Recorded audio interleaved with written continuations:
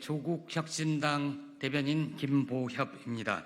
오늘 윤석열 대통령이 김주현 민정수석을 새로 임명을 했습니다. 조국 혁신당 박은정 당선인께서 논평하겠습니다.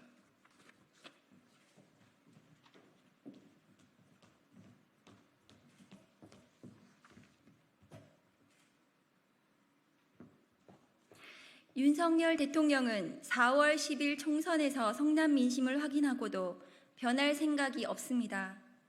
민심을 받들어 국정 방향을 바꾸려 하지 않습니다. 민심에 맞서려 합니다. 국민들과 싸우려 합니다. 윤 대통령은 오늘 취임 직후 폐지했던 민정수석실을 부활시켰습니다. 초대 민정수석에 검사 출신 김주현 전 법무부 차관을 임명했습니다. 최근 국회에서 최혜병 특검법이 통과하고 이원석 검찰총장은 김건희 디올백 수사 의지를 밝혔습니다. 윤 대통령은 자신을 둘러싼 사법 리스크가 커지자 대선 공약이었던 민정수석실 폐지를 집권 2년 만에 뒤집은 것입니다. 윤 대통령은 검사 출신 민정수석을 임명하면서 스스로도 민망했던지 그 이유로 민심 청취를 들었습니다. 디올백으로 하늘을 가리는 식의 궁색한 변명이 아닐 수 없습니다. 역대 민정수석실의 역할은 검찰, 경찰, 국정원, 국세청, 감사원 등 5대 사정기관을 총괄 지휘하는 데 있었습니다. 민정수석이 왕수석으로 불리며 지나치게 과도한 권한을 행사한다는 비판이 나온 배경입니다.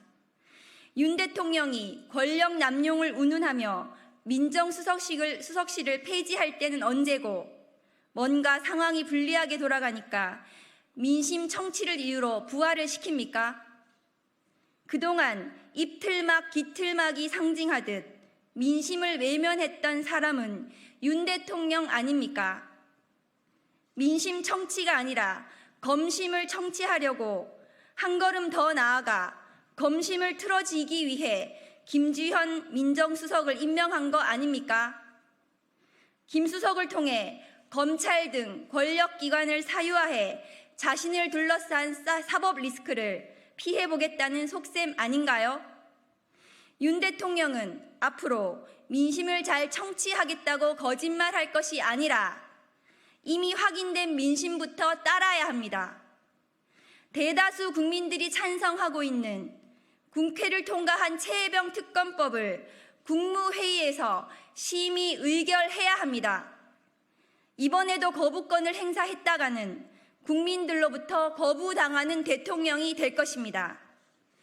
민심을 청취하려면 민정수석실을 부활할 게 아니라 조국 혁신당과 더불어민주당을 비롯한 야당 대표들을 자주 만나면 될 것입니다. 슬그머니 폐지했던 도어 스태핑을 재개하고 기자회견을 수시로 하면 될 일입니다. 윤 대통령 귀를 붙잡고 달디단 소리만 하는 사람이 아니라 쓴소리를 하는 사람을 곁에 두면 될 일입니다. 하지만 윤 대통령은 그럴 마음이 없어 보입니다. 최혜병 특검, 김건희 특검 정국을 앞두고 검찰총장 시절 수적처럼 부렸던 수사정보정책관실을 운용하듯 방탄민정수석실을 통해 위기를 벗어날 수 있다고 생각하는 것 같습니다. 윤 대통령은 검찰총장 시절부터 검찰 사유화의 장본인이었습니다. 2020년 3월 대검찰청 수사정보정책관실은 윤 전 총장의 장모 최은수 씨 사건 대응 문건을 작성한 바 있습니다.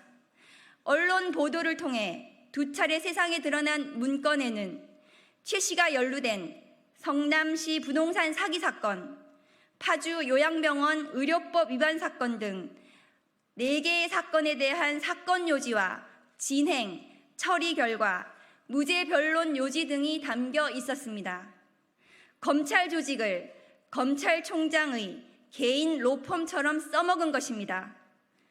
따라서 김주현 민정수석실의 진짜 역할은 민심 청취가 아니라 검찰 등 권력기관 장악의 선봉대일 것입니다. 윤 대통령 부인 김건희 여사를 비롯한 가족과 주변 인사들의 로펌 역할을 할 것입니다. 검찰 사유화 시즌2라는 우려가 나오는 이유입니다.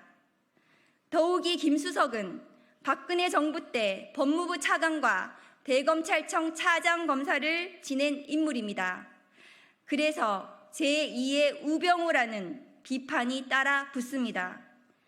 조국 혁신당이 경고합니다.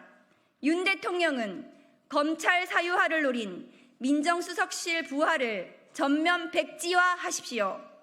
아울러 압도적 민의로 통과된 최혜병 특검법을 받아들이십시오. 이것이 민심 청취의 시작입니다. 윤석열 정권의 전매 특거인 자의적 공정과 법치에 국민들의 인내심도 이제 끝이 보이고 있습니다. 국민들도 더는 기다려주지 않을 것입니다. 조국 혁신당은 윤 대통령의 검찰 사유화에 맞서 맨 앞에서 끝까지 싸우겠습니다.